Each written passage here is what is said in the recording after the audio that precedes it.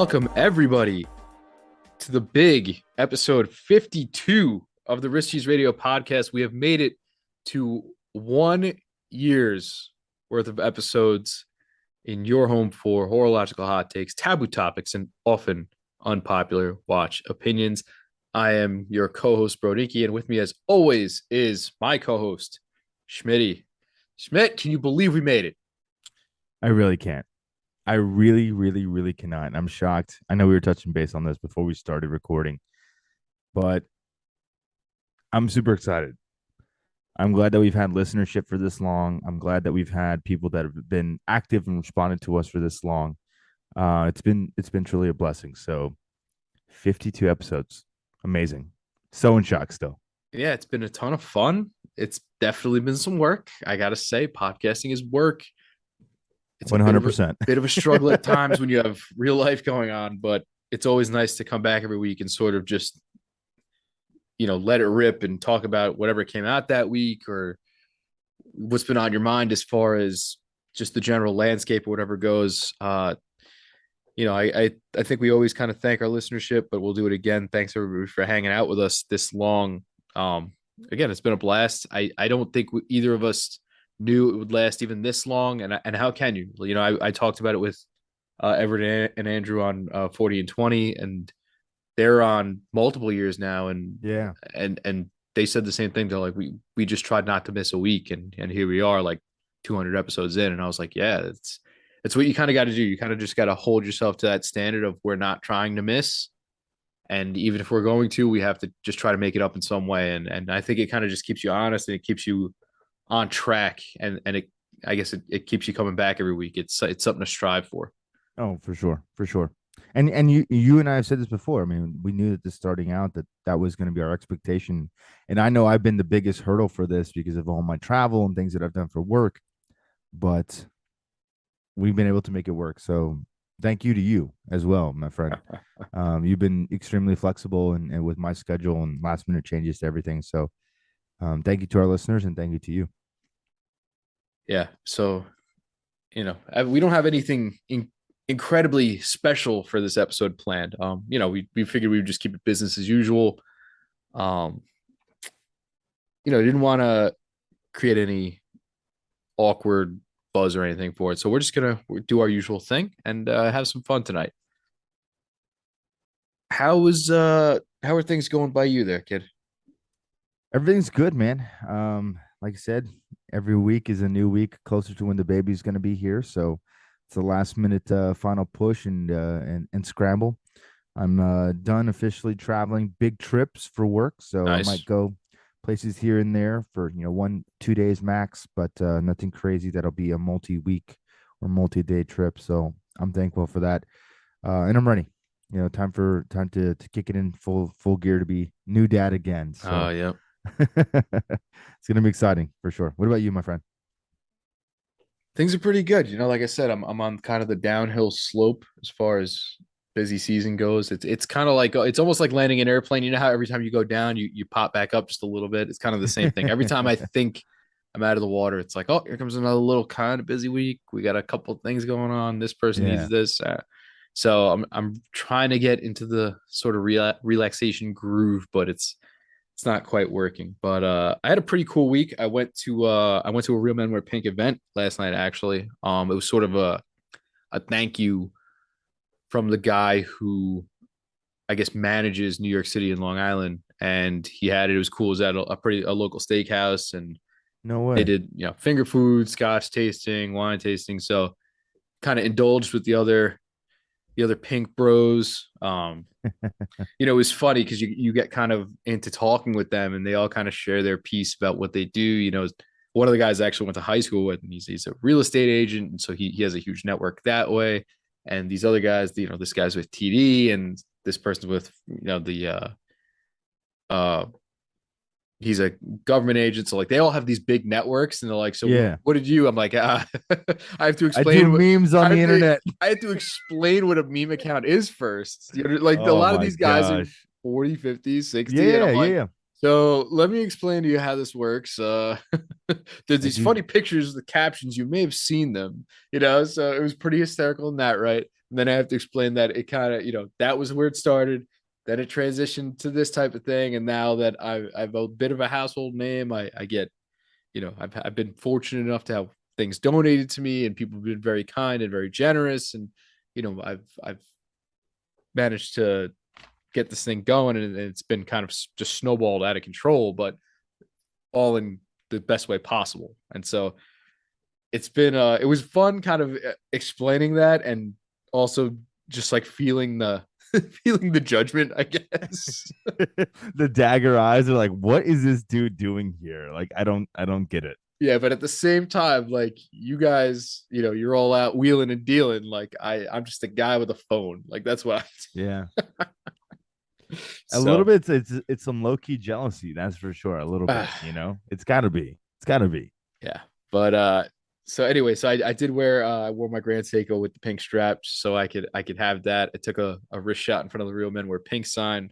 Um and yeah, it was pretty great overall. And milestone alert, I've crossed the $10,000 mark on my own donation page, which means Strap Habit's got his end, I've got mine. I think we're gonna clear 20, which is insane. That's amazing. That is so Absolutely amazing. insane. And you know what? There is still a Nomos to be had. So don't forget, there is a Nomos up for grabs still.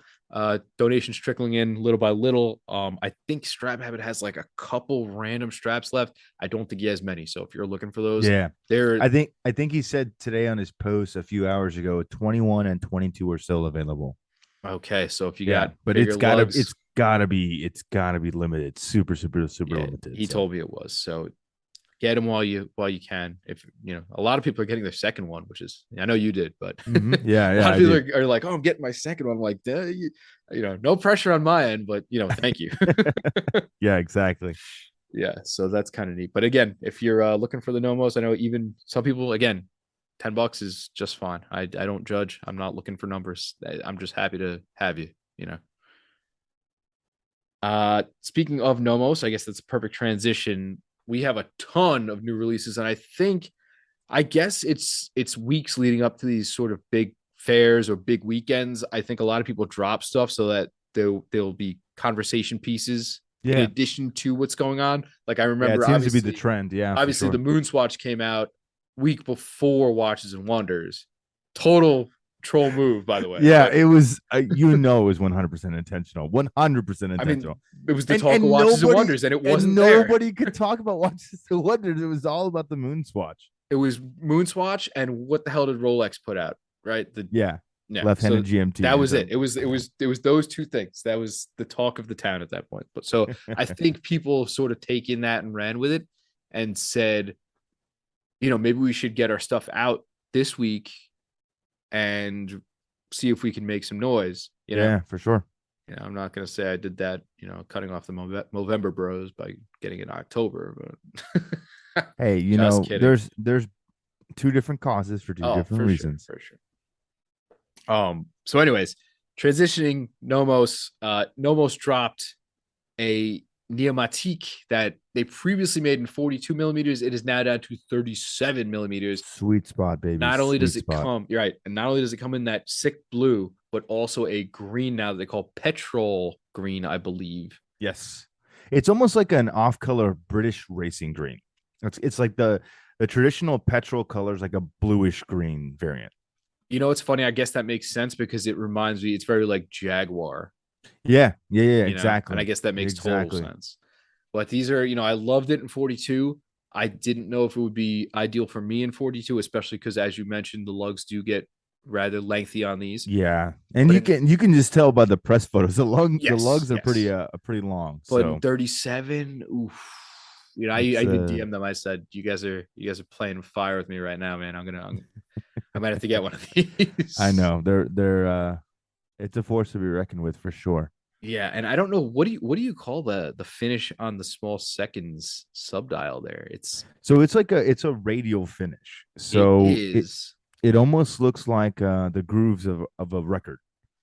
So yeah, almost like a water ripple. Yeah, yeah, of exactly, sorts. exactly. So it like if you have a pebble that hits the water and it sends out the ripples in a concentric pattern all the way around, that's exactly what it looks like.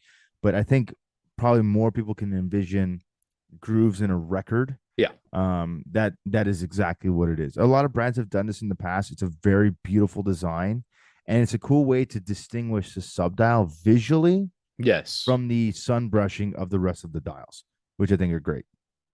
Yeah, and they have it on sort of a more traditional oyster with polished center links. They have it on what appear to be some two-piece nylons, which look really, really sporty. Mm-hmm. And then that kind of traditional Nomos bracelet that they have. I don't know what style that is. It almost looks like an expansion bracelet, but it's the one they have on all their clubs. But it's Yeah, it doesn't have fitted end links or anything, but it's a straight end link, but it's their very much their unique style, and it just looks good on all of them. And it's very sporty. It's in a great size. They show an amazing loom shot. Looks really good with the yeah, big numerals that they have. I'm very smitten early on with this one. yeah. I'm I I'm am gonna have to intrigued, check one of man. these out. I'm intrigued. I think it's a very, very handsome looking watch. And I think, it's good to see Nomos moving into more of a kind of utility timepiece, much more sporty, something that can be worn certainly every single day. Even though these colors are interesting, they're not so off the wall that it would be hard to wear every single day. You know, I Yeah, think it's a great unisex piece as well, given the size. And I mean, the petrol is a very, it's very good sweet. looking color. It is sweet. It's a very good looking color for sure. From there, we will go on to another. I don't want to call it a re-release, but sort of an elaboration on a previous release this year. Longines is developing their Spirit chronograph, and this is the Pioneer Edition. It is a black dial watch, and it has sort of that always on loom, and it's neon green, but it looks really, really good because the contrast is just all there. Yep. It's a winner. It's a winner in my book. I really do like it. I think it's very sporty. It's it's a great take on a classic chronograph look, something of the 1930s, 1940s, that very just legible dial, but it makes it feel modern with the way that they did the black and the green color choice. I think it's super visible. Like this is probably one of the easiest watches to read. Yeah. And so you get that green on the markers, on the numerals, even on the sub seconds hands. It look like Yeah. they have Yeah. them, and also in the stitching, which is cool. It's got a fabric strap. I can't tell if it's sailcloth or Kevlar or what is it, but Yeah, it looks almost like a cordura, like a yeah, like a maybe. knot, almost like what Omega uses on their Yes. straps. And so it's So got that green stitching in it. It looks really, really good. yeah, it's just it's a colorway too that I don't think I've seen done often, like the dark green and black. Um, but I like it. I think it's cool. I think it's very cool. And it's titanium, it looks Titanium, I like. was about to say. Yep.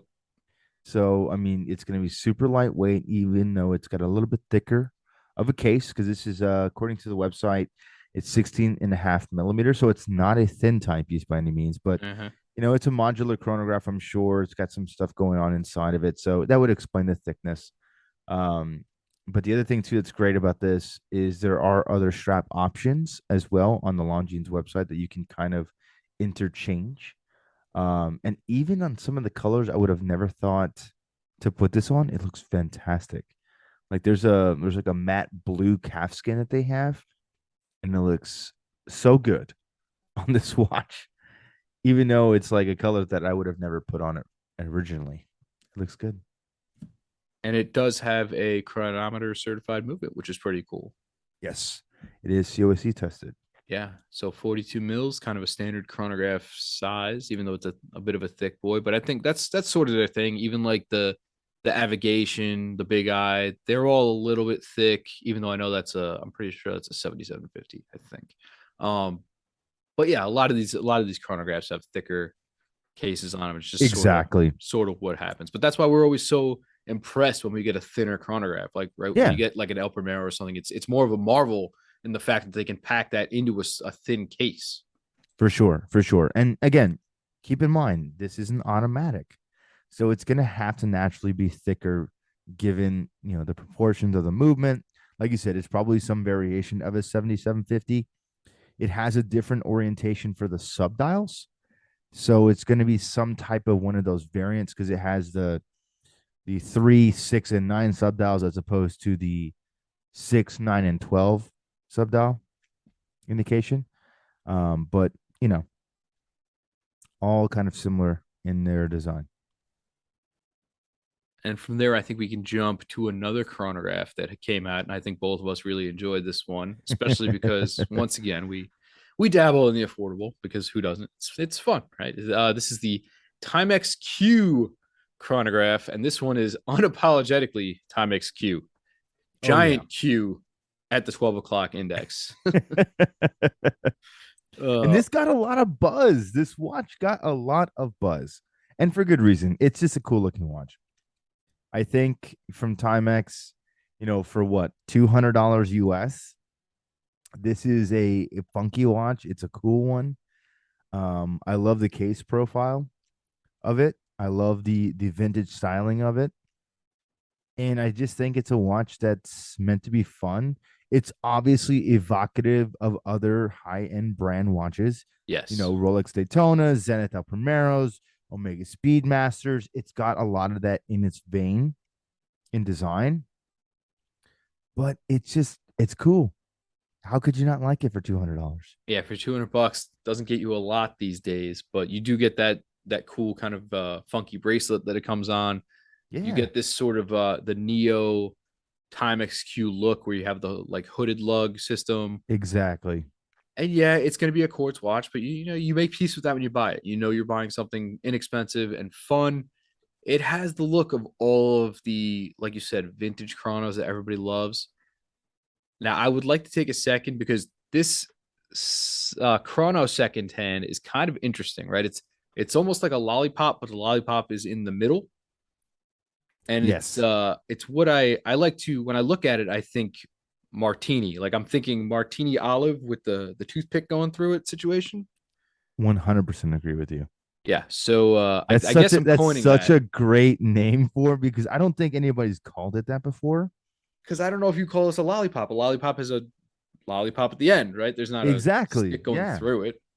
Exactly. Yeah. This is the martini olive secondhand. So Yeah, I there don't you know. go. I don't know if there's probably a better name for that, but I'll revise it as I go. But for now, martini olive works. No, I think it's great. I And it think it's looks like great. this comes in black and also a almost like a panda variant. I can't tell if it's a silver Yeah. or white, but Yeah, I can't tell from the photos. It looks like it might be like a cream from some of the different press photos that okay. I've seen, but some of the live shots it looks more silver.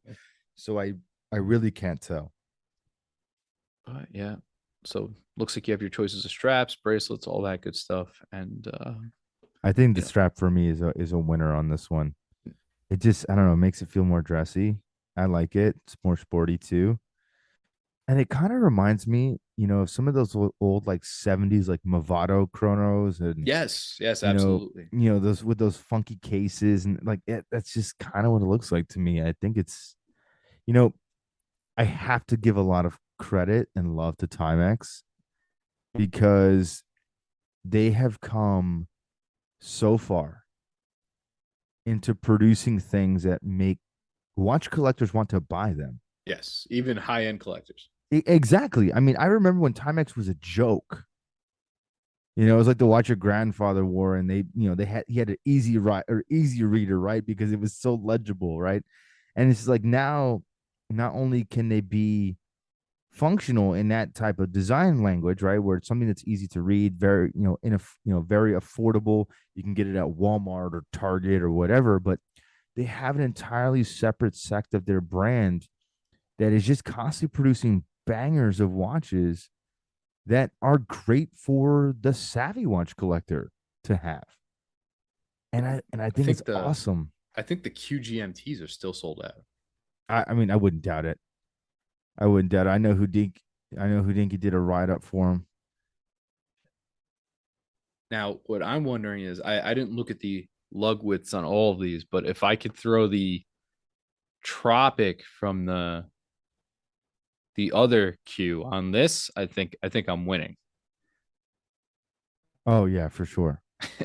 For sure. 100%. uh, but I guess while we're And on, somebody's got to make one at this point. I mean, I know that people are making aftermarket rubber oh straps yeah, for things like, the PRX or other stuff like that that's coming out into the market. Somebody's got to make something for the Q to be, with that integrated lug bracelet design. I think it'll be amazing. And it's something that I think is gonna do really well if somebody decides to make that. yeah. But so while we're with Timex, they also did put out a recent collab, another obviously affordable watch, but they did a collaboration with Nigel, let's just call him Caborn, and I think it's K-Born or Caborn, yeah, Caborn, tomato, tomato. But it's a field watch. It's kind of stealthy in the whiteout sort of way, not necessarily the blacked out sort of way. It's like a right. very like sand, very desert camo type of look. Exactly. Yeah, yeah, for sure. It's a field watch. Yeah, it's neat. It's a cool little field watch, but it's more of a light motif as opposed to a dark one. Yeah, exactly. And I'm getting a lot of MOD vibes here because it has a lot of that kind of design language. Yeah. I think it comes with two straps. It's got a broad arrow logo at the top, so a little bit of kind of like the 007 edition vibes in the dial language a little bit, but that's just historically accurate to how watches would have been issued to the British military. It comes with a watch roll, which again is kind of similar to that 007 edition. You have a few different strap options. They're going to feature the broad arrow logo, which I think is cool. And it's just simple. It's a nice little desert field watch that looks great for its price. Yeah, and it kind of follows the trend of their other field watches they've been putting out recently, 36 millimeters, Yeah. comes on a strap or NATO, 30 meters water resistance, 18 mil lugs, like pretty standard for what they do. It's a quartz movement. Obviously, yeah, yeah. Yeah, but a lot of them are. I know they put out the hand one, the one I got, but the rest of them have either been quartz or solar. So And this one's also interesting too. We didn't really mention it yet, but it has fixed lugs. So this is not a spring bar watch. It has fixed lugs yeah, as I part of the just case noticed that design. Yeah, actually. yeah. Yeah, I just noticed that because I was looking at they have a photo with two of them, one stacked kind of on top of the other one, and the bottom Yeah. one has the NATO on it. The top one Mm-hmm. has what appears to be like a single path uh fabric strap, and it's got sort of the Connery Bond situation going on where it looks like it's about 2 millimeters too short. And I was looking at the Okay. bar. I'm looking at the bar. I'm like, that's not a spring bar. That's fixed. Yeah. So that's interesting. Also interesting that this strap doesn't fit it, but I don't know if that's the actual OEM or they were just like screw it, throw it off of the picture. But I mean, it could be just like an early prototype too, because I'm looking at the pictures directly on the website, and I can't find that one. I yeah, can't find that photo because it looks like everything fits correctly on the photos that I'm looking at. I'll see if I can somehow relay this to you. So I'll try to focus this here. But like you could see right up in there, you could see like extra, like the material stops and there's bar right there.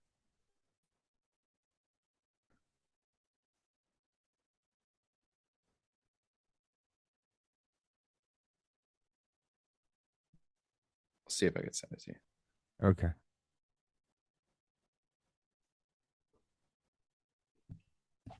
So just look at like the top left lug and the bottom right one on the picture I just sent you. Oh yeah, for sure. Yeah, that's way short. But you know, that almost looks like an original one. Could be. It almost looks like that was like an actual version of the watch I wouldn't doubt because it. I can't find that photo at all. So I'm wondering if this is If this the is the new remake that one they're next to the reissue. referencing. Yeah, Huh. because I'm looking at the lugs themselves, and the lugs look different than what I'm seeing on the on this photo that you sent me. Interesting. So maybe that's where they got the referencing in and the Yeah, styling, that might be it. which would make sense why the strap was smaller, Yep. because they were all, you know, military issued. And at that time, there was just kind of a very simple standardization. They didn't have things that fit. It was just like, okay, we're making one strap and one strap only. It's going on all the watches. Yes. Yeah, that makes sense. So that's probably the original. If this did exist It before. could be because I've also known that actual issued military watches tend to have thin straps, Exactly.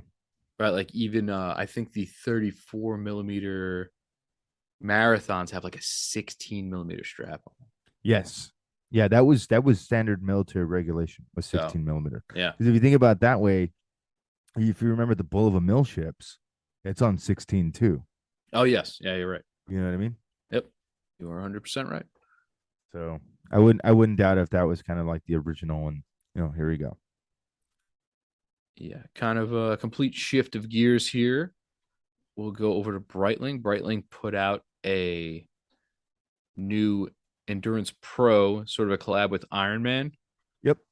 and it's neat. It's very a lot of contrast. It's a very black watch with a lot of different A lot of colors. color, that's for Yeah. sure. Yeah. So yeah, I kind of dig it. Like it's like I said, it's very black, black bezel, black dial, black case. But then on the rehaut, it's got like turquoise, orange, pink.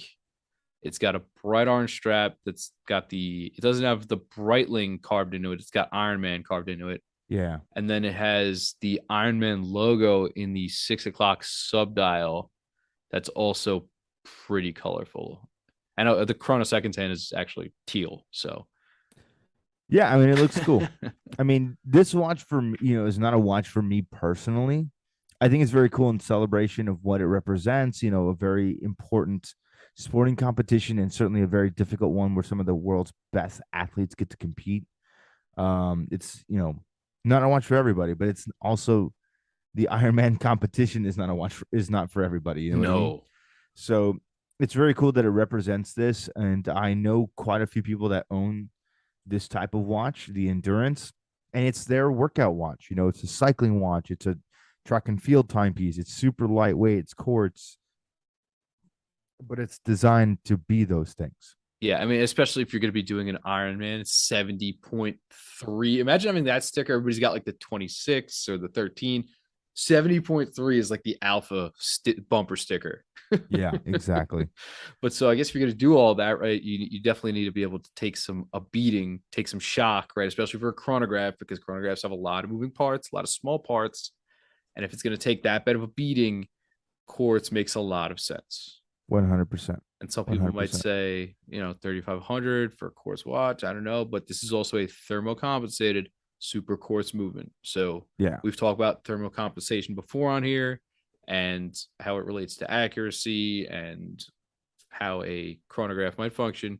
So, take that for what it is. It's designed to be somewhat of a super watch. But again, even I've spoke about this at length before when I've said, like, if I'm going to do a very active activity, I think a quartz watch makes a lot of sense, which is why I liked the solar Arnie, which is why I like a lot of those for that reason, right? The solar Yeah, that exactly. the solar quartz little 38 millimeter Seiko diver I have.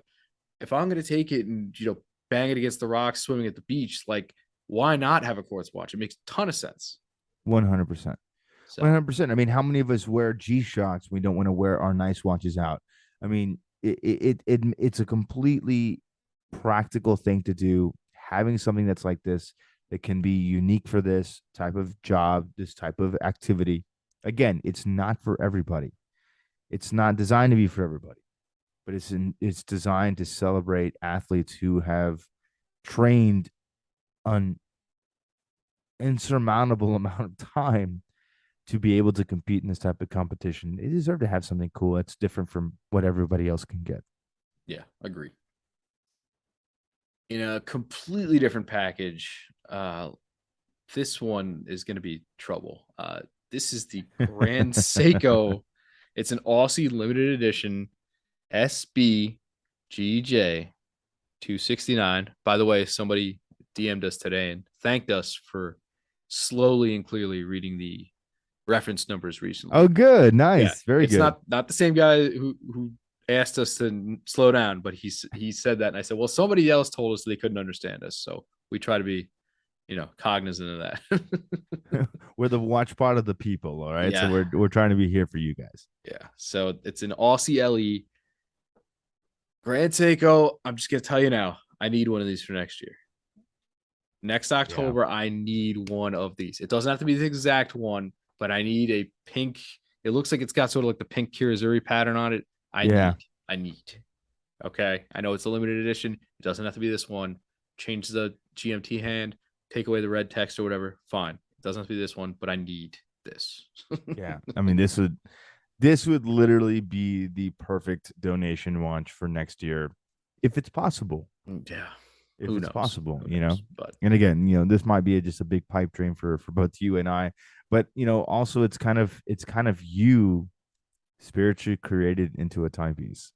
I know. So it's a Grand Seiko. It's their GMT model, High beat. the high beat automatic, and yeah, it's the one, it's got the 24-hour time on the inside of the markers with the sort of small GMT hand on it, and the typical handset that comes with pretty much every Grand Seiko, and it's in that smaller 39 millimeter, 39 and a half, whatever it is, case. It's got the Zaratsu polishing, all that good stuff, and it's just got this beautiful pink Kirizuri dial. I Thank God this is a limited, because I would be in trouble. Not that I don't already have a pinkish Grand Seiko, but this is a cool, really cool watch. Yeah. Yeah. I mean, I'm not the biggest Grand Seiko fan out there, you know that, but I gotta call respect where respect is due. It's a beautiful watch. It really is. And I think, in terms of donation timepieces, what could be a future watch for us, in the podcast, this is a hard watch to beat. And it seems so weird to me that we're seeing so much more influence, so much more characterization and design going into new watches with pink dials. And not like salmon, pink. Yeah, this is definitely not Sam. There's no copper hue to this at all. It's straight up pink. And I don't know, man. I don't know. Yeah, I don't know which way you'd call it, but you know what I think it is? I think you had some first movers that were handsomely rewarded and praised for going the routes they did. They put out some really, really good looking pink dials, pink accents, all that stuff. And people were like, damn, we really missed the boat. And now we have to kind of play catch up. I think that's what happened. Okay. Because I know some brands kind of leaned into it kind of gradually. Some dove right in. Obviously, the Nomos I have is unapologetically pink. The Grand Oh Seiko I yeah. have Yeah. is subtly pink. So, Yeah. And all the Grand Seikos seem to be subtly pink. yeah. The cherry blossom kind of dials, like it's just a light kiss of the color, but it's there. Yeah. But so those brands that really jumped in were sort of lauded and kind of got the credit. And I think people were like, well, I guess we don't have to be apprehensive about that anymore. Like it was welcomed, it didn't get rejected. So Yeah. clearly there's a market for it. Yeah. I mean, now I want one. Too many pink dials. So here's an interesting one. I'm sure this one is controversial. I haven't heard many people's opinion on it. I'm curious what our buddy Matt McD has to say about it. I know he's a big Bremont fan. So this is Yeah. the Bremont H1 Supernova. I think a lot of people are quick to call this the Bremont Royal Oak or whatever. It's got that very Genta-esque design. It's got sort of the Royal Oak looking bracelet on it. And yeah, I don't know what else to say about it. It's a neat looking watch. It's got broadsword hands, it's got a power reserve at 6. sort of a double digit big date kind of look at three. Yeah. And yeah, it comes in three colors: black, what appears to be a silver or gray, and then dark blue, red tip on the second hand. And yeah, it's just steel sport watch the whole way through. Yeah, it's an interesting design for sure. I mean, obviously you can see where the influence of this directly comes from. There's no question about it. Yeah. It's unapologetic. It's a Royal Oak and a Nautilus and so many other, Genta-esque designs kind of marrying themselves Right. That together. ingenue. Exactly. It's a lot, right? And there's no shame in the game. People don't have exclusivity on design as long as it's not directly copying something that somebody else has created. People can riff and people can do something that's different. And I think Bremont has certainly done that. They have a unique way of representing their triptych case, which is basically an internal case within the outer portion of the case. It allows for extra shock resistance and protection for the movement. You can also see this represented when you flip the watch over. You can kind of see these like red rings around the movement that helps to protect it from shock and different things like that. This is an in-house movement from Bremont as well, which is Yeah. nice to see. So it's going to be an in-house movement with power reserve and a big date complication. So very off the wall, not something I would have pictured, but you know what? Good for them. Yeah. And Do something different. somebody tagged me in. They tried to make a meme about this, and they were like, "Braymont, you were so close." And then they put up the side profile, and the side profile looks thick, but it's reading 11.1. That's not thick at all. No, So 40 millimeters by 11.1. Those are it's actually just pretty nice it's dimensions. it's just because of the way the case is designed. When you look at it from the top, it looks like a normal watch case, but when you look at it from the side profile, it's almost scalloped under the lugs, and the Yeah, that's case exactly it. and the case hangs below the lugs. So that's kind of part of that triptych design that they incorporate so much into their own, and that is their own design language. Like that, there's not another brand of watch that I've seen make a case in this variation, and this is something that Bremont has done with this watch. They've also done it on all of their other watches in the collection. And that's partly some of the reasons why people either love their design or they don't like the design. It's really kind of no in between here, but I have to laud them for what they're doing. They're creating their own design, they're creating their own, type of style language. And you know what? Good for them. And it looks like they have some pretty cool decorative aspects on the exhibition case back too. It Yeah. looks very like Zenith, I like how mean, Zenith has the star. yeah, it's beautiful. I mean, and it's an in-house movie for them. So good for them. Can I It just takes say it though, I takes don't a know. lot of money to develop one of Have you ever those. seen their sort of like their little micro logo? It's like two propellers kind of wrapping around each other. Yeah. I'm not gonna lie to you, man. It looks like a Pokeball. Oh, really? So like it's on the crown and on the clasp of this watch. And like if you look at it, I swear to God, it looks just like a Pokeball. It's very funny. Oh, I see it now. Yeah. So there's that. Enjoy that, folks. I, Ruined. Ruined for I all of see you. it now. I can't unsee it. Pokeball. Oh no. Martini Obs and Pokeballs. That's where There we're you going. go. Rich Cheese Radio. We're leading the trends over here. On to somebody that I've become acquainted with this year, and I hope to check out at Windup certainly. Nevada, and you said you didn't even realize you weren't I even didn't even aware of catch this. I this guess one. you I say. didn't even catch it. So they made an Antarctic in what they call the spider configuration. Yes. And how would you even describe this one? It's definitely an interesting layout. So, I mean, they call it the spider because there's basically a centralized crosshair. And then from that, you have all of the hour markers that instead of running, around the dial in a linear format, they're literally mounted directly up.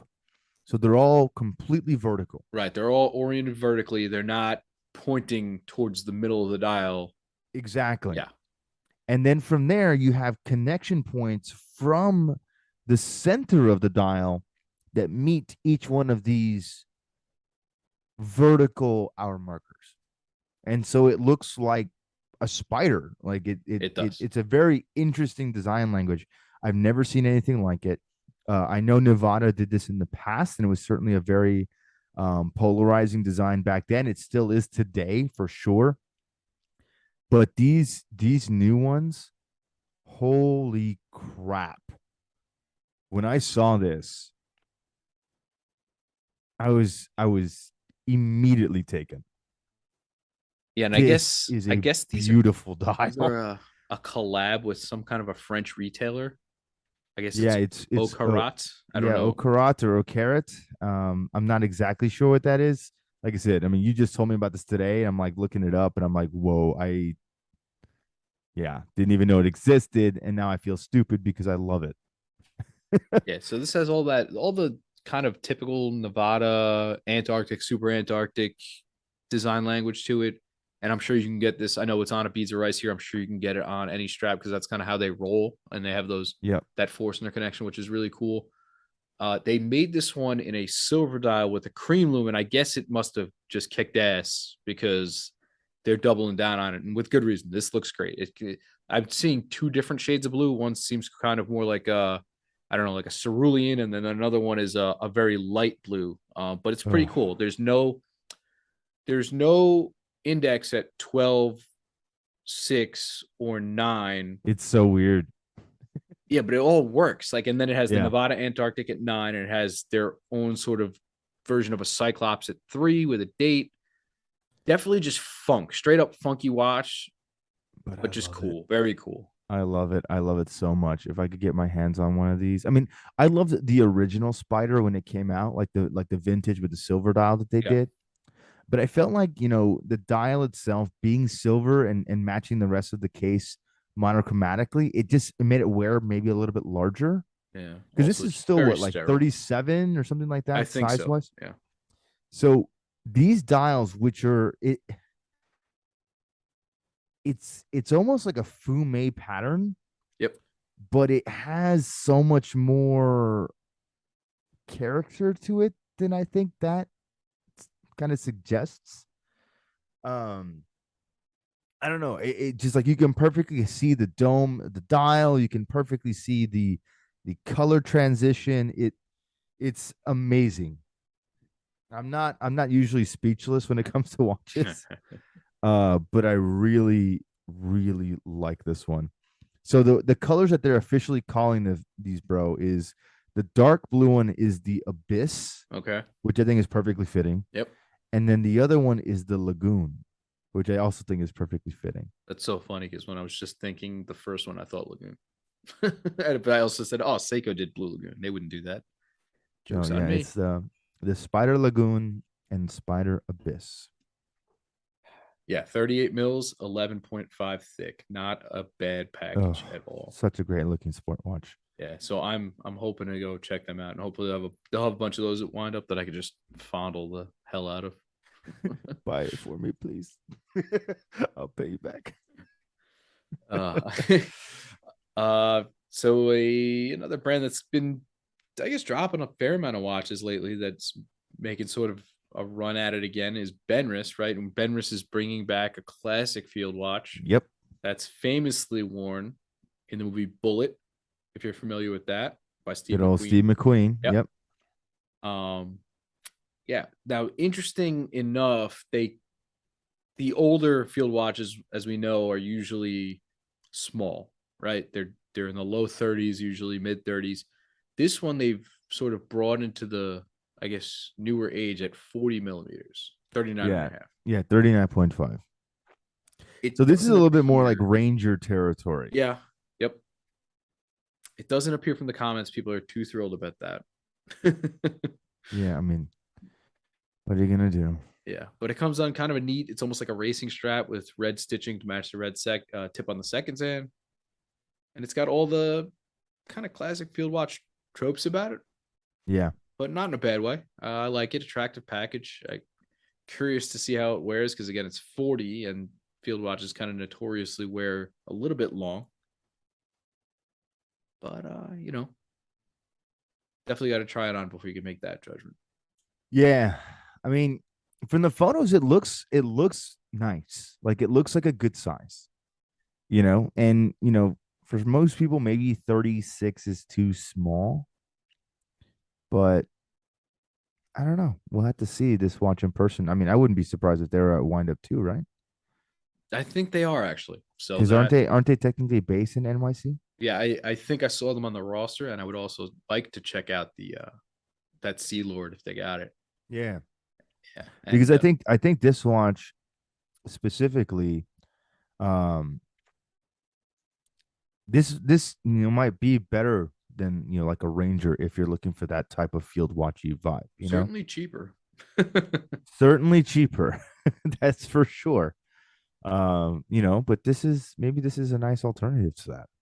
Yeah. So this is the 3061, Yeah. and props to our good friend, Mr. Michael Spencer from Whiskey and Watches. He had the pleasure of covering this for Fratello, which is pretty neat. Actually wrote an article about it, so big That's props so there, cool. Spence. Good for you. I actually Oh went yeah. through, it was funny. I actually went through the article and didn't even realize it. And then he was like, "Did you see anything cool on Fratello today?" And I was like, "Yeah, but what was I? Oh, huh, huh. I actually read it and didn't even know." So Yeah. that's neat. Yeah. And retail price is amazing too. $595. Just just tasty. And then last but not least, I had to save it for last. What can I say about I this? mean, I mean, you did call it, so We have the Tag Heuer Formula One Mario Kart. I don't know what to say. I thought it was a joke. I thought I was getting punked. I woke up. I opened, kind of brushed the cold out of my eye and flipped open the phone, and I see there she it was the was. Tourbillon was the first one I saw with the Mario and the blue shell and the bullet kind of going around. And I said, this is somebody playing a Yeah. folly. It Yeah. is not. They made two chronographs. One is very expensive, and then one is kind of a normal Formula One. But Yeah. Mario Kart theme, it happened. It happened. And it was funny because I know you had dropped we were talking about this off air, and I was like, you know what? We talked about this a while ago. You gotta post what we said about this Mario Kart edition watch. Because we talked about this when they dropped the smartwatch edition that was an LE and sold out, basically instantly.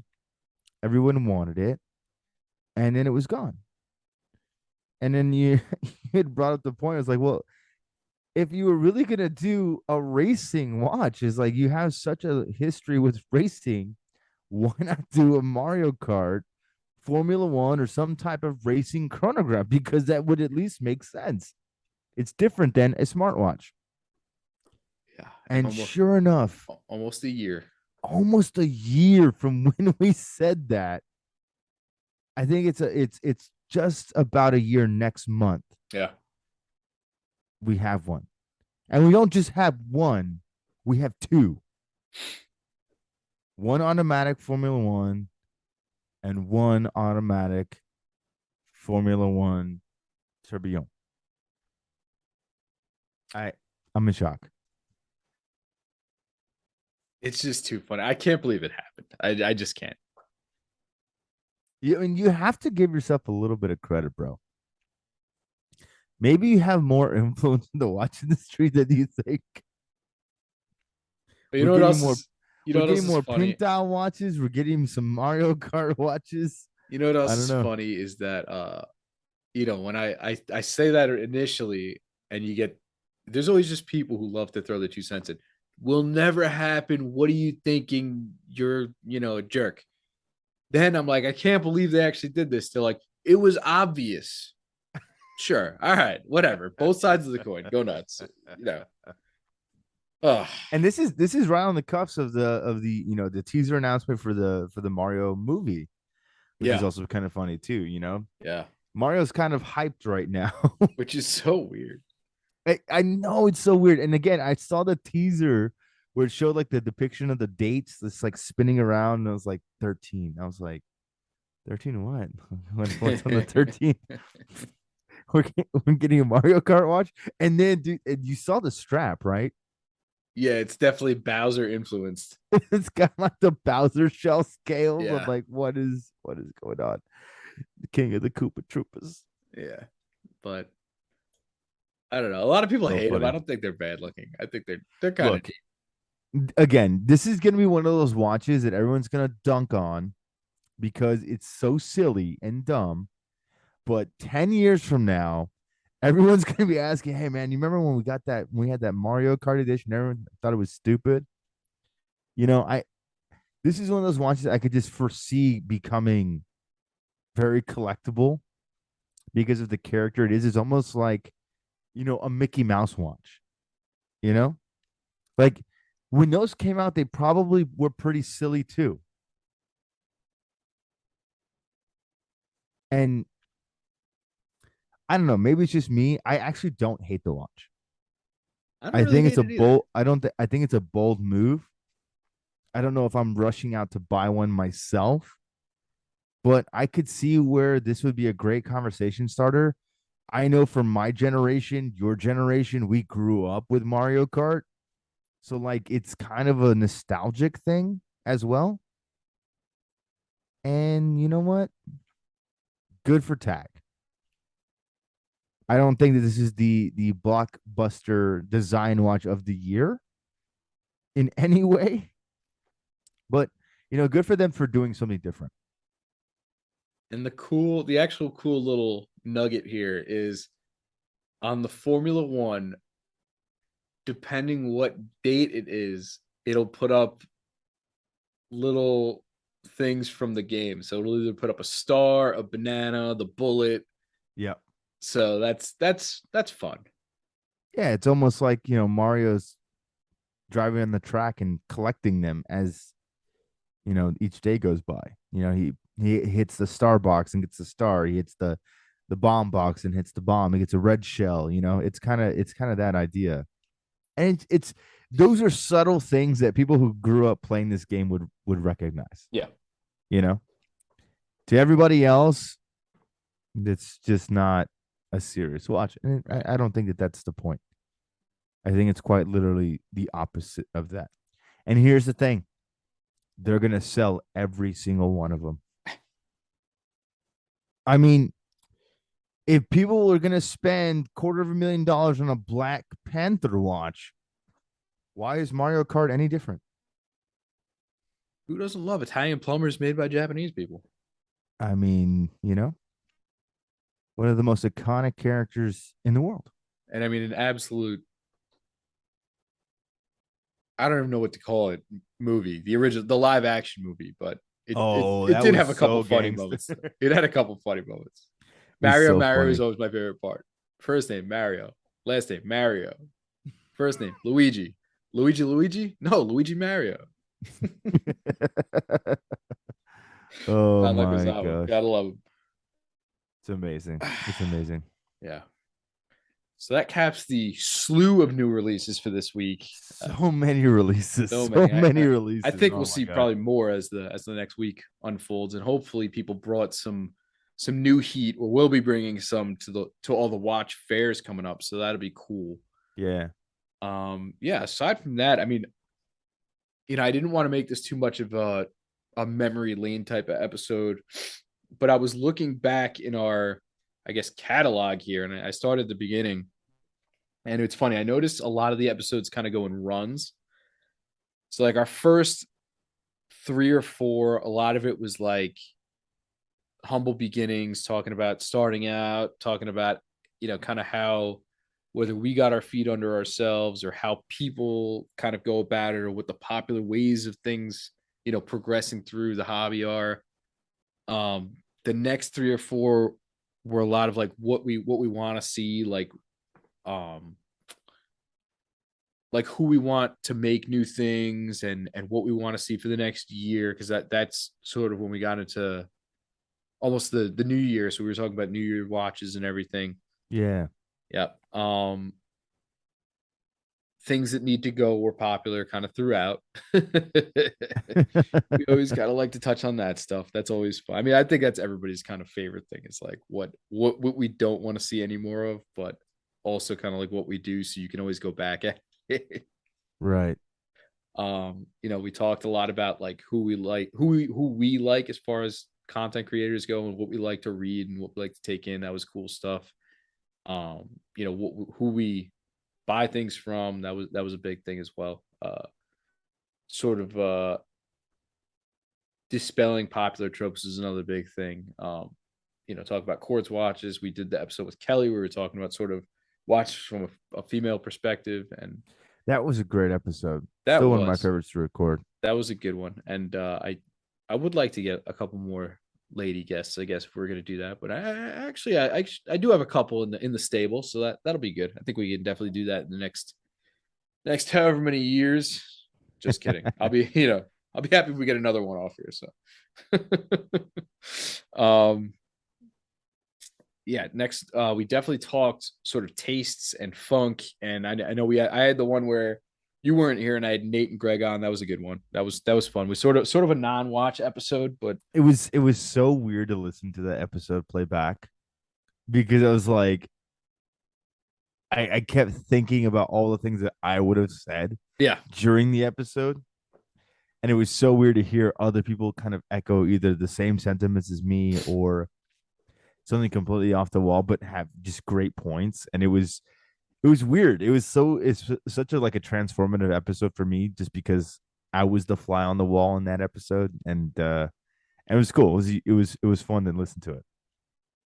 yeah. And then right after that, we had Akbar on. We talked about micro brands and sort of how you even get started in that, and sort of the ups and downs, the pitfalls. That was I feel like that was a very insightful episode for a lot of people, probably. I loved it. I loved it. That was a good And one. it was just like pulling back the curtains and just taking a nice good long peek behind you know all the smoke and mirrors that can be within the watch industry, which is good. People need to know. Yeah, and then that led us into probably like probably the most epic part of this year, which was Moonswatch, Watches and Wonders. That that was like the peak of content for this year. Oh. Like there was just so much going on. Obviously, the Moonswatch, we had that hilarious like impromptu live stream with Mike where he went and he Oh pretty much man. just trolled the line and then tried to get a Moonswatch and didn't. And it was fun though. It was a good time. That was awesome. We've since spoken to him. He's doing good. He's in Florida now, so all the We best, miss you, Mike. buddy. Come Listen, back. yeah. We miss you. uh, yeah. From there, we went into sort of like famous faces for watches. We talked ambassadors. We talked Bond with Lorenzo the first time.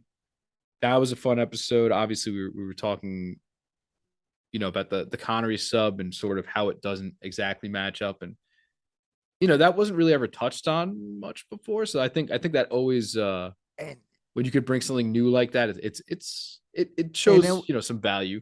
and I was surprised that nobody really pushed us on that episode. Nobody really I don't pushed think us on it. anybody knows. That's still one of my favorite ones to record because it was like such a deep dive for me to go through this, read all this research about it, and like there's just no definitive consensus on this watch at all.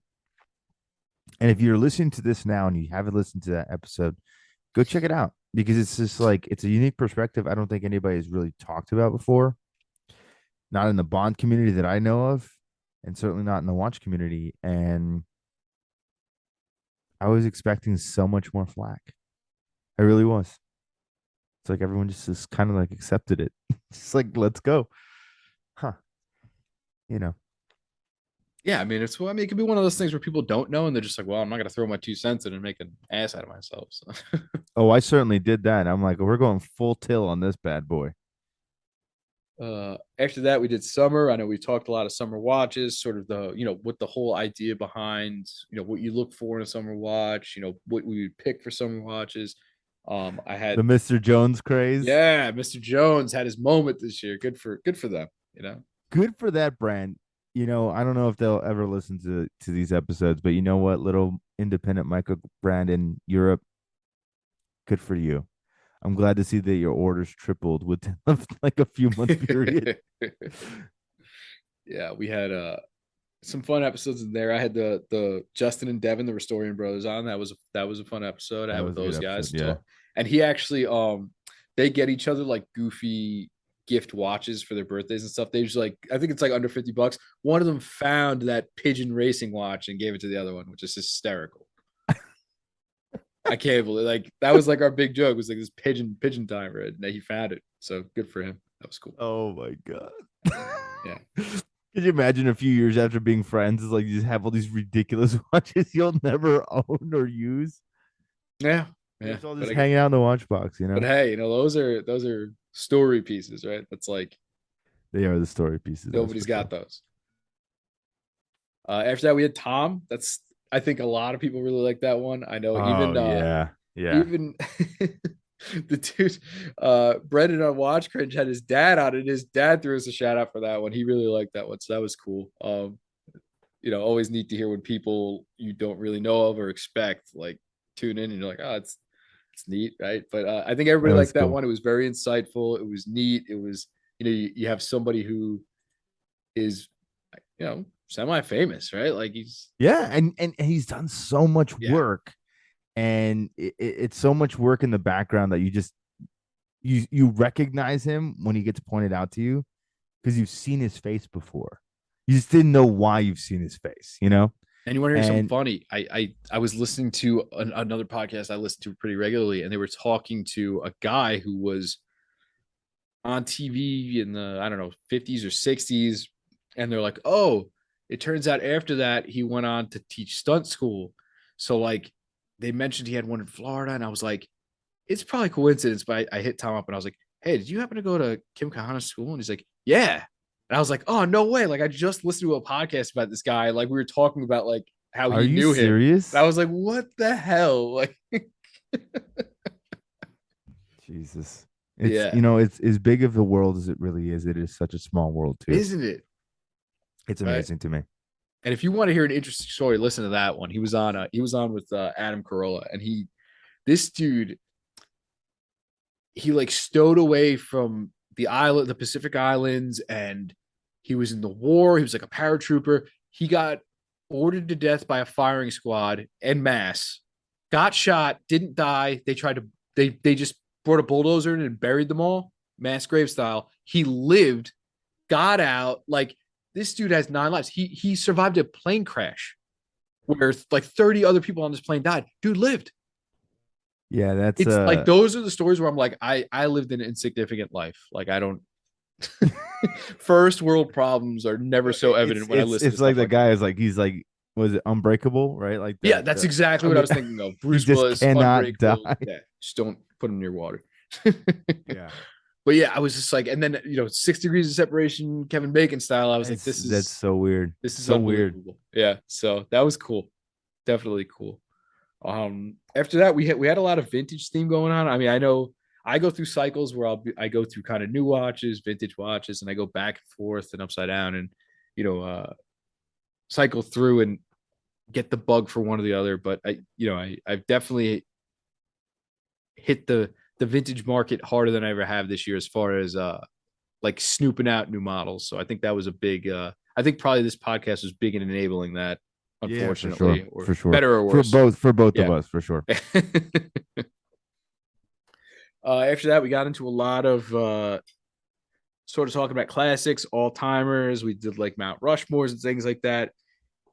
Talk some philosophy, and then we kind of get up to the present where we've been talking. We had the Bond Watch episode, which got a ton of downloads. I'm sure it's because we probably got some of their listeners too, which was pretty cool. Yeah. I did the episode with Strap Habit. That was fun. Obviously, we got to talk a little bit about sort of why he got involved and sort of how this came to be. Not that I think everybody's dying to know that, but I think it's nice to know that it was sort of from a genuine place as opposed to something that was um built for profiteering or anything like that. Like just to let everybody sort of get the insight on that, which is pretty cool. And then here we are, It's kind of funny to recap over a year of doing this and think about all the things that we've covered and all the things that we've said and all the different types of approaches that we've taken. It's kind of crazy to sum it up in that way. And just it's like I remember recording all these things with you and talking about them and having the host and engaging. It's like, yeah, we did do that. We did talk about that. It's amazing. it's a little crazy. Like I still feel like it from like my perspective of time. I still feel like we're in like the 20 or 30 episode range. Yeah. But I guess it's just it just goes. You don't realize. It's amazing. It really is amazing.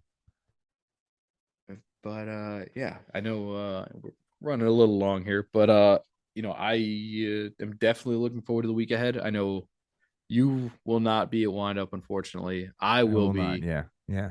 I don't know. I just posted a story about it now that I know I can. I will be on, like I said, I'm going to be on a panel. It is at Wind Up. It is not at Red Bar. It is hosted, well, mediated by, or moderated by, I should say, not mediated, moderated by Kathleen from Red Bar. Okay. All right.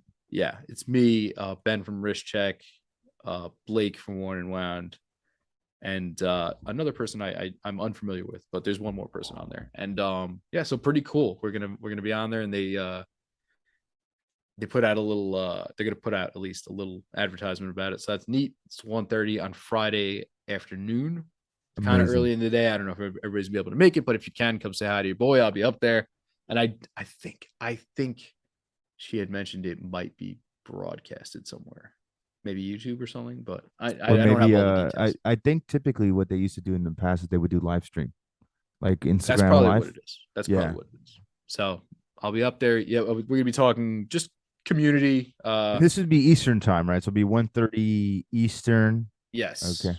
yes, Eastern time. So I think it's gonna be just kind of commentary on the community and sort of I guess how doesn't really matter what you're doing, sort of how everybody kind of plays into it, you know?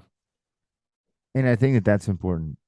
You know, if you had asked me a year ago, since we are doing this, if you'd asked me a year ago that I would have been part of an amazing podcast with an amazing co-host talking about watches, something I deeply love and am passionate about, and that people would listen or care, I would have thought you were crazy. And I think you and I don't even know if you could have totally foreseen, the rise of influence that you've had in the industry. I mean, not only are you the meme guy, you're the joke guy, but you're now a source of information for so many people around the world, and you are the face of our podcast, and it's amazing. But I don't think any of us could have pictured this hobby turning into something like this for us. Not at all. And even it's funny, they were like, "Could we use your real name?" I was like, I guess. It's like you want to? Like I was like, that's That's not not who I marketable. Like, am. yeah, that's not marketable. Nobody knows me by that. But like, I was like, you might as Yeah. well just throw them next to each other. I was like, sure, go nuts. I'm not so sure everybody's that interested in who I am, but I mean, I guess that's kind of cool, and the same thing, like I said, I did a quick little sort of blurb interview for a pretty decently sized publication. They're like, "Can we do you want us to use your name?" I was like, you can. It would be neat to see neat to see your name in print, Yeah, right? absolutely. So It's it's definitely amazing. wild, definitely very crazy. From the beginning, or even just from the beginning of this year, I never really thought you would ever get the response that I did. Even just even just from being on social media, like how many times have you tried to reach out to somebody, not necessarily in watches, but even like I don't know how. I have a friend who used to tweet athletes and celebrities, and they would always respond to him. I never had any luck with that. Like, obviously their inboxes are full. They're Yeah. busy. They're getting a ton of interaction. Like, it's amazing to be able to reach out to people with really really big audiences, and they are receptive to that now. Yeah. 100%. You know, I don't know if it's a respect thing or just that I get I don't know if everybody has this, but I get like the priority messages and stuff now, like priority notifications for people with big followings. So Yeah. I mean, I don't no, know. but I'm sure that that's a thing for you. It Yes. is. It is. I think it tries to sort that for people that way. Like you Yeah. can So it's easier see to if, message big person to yeah, big person. I guess. Yeah. Yeah. So Yeah, for that's sure. interesting. Um, but yeah, so I guess again, thanks everybody for hanging out. Thanks everybody for tuning in. High five to you there, Schmitty. And here's Likewise, to buddy. hopefully another year, dude. Amazing. Yeah, likewise, my friend. And again, thank you guys. It has been an amazing honor, amazing blessing. So could not have envisioned it myself. So thank you. Yeah. So Here's to another year. Here's to another year. Wrist Cheese Radio out. Peace.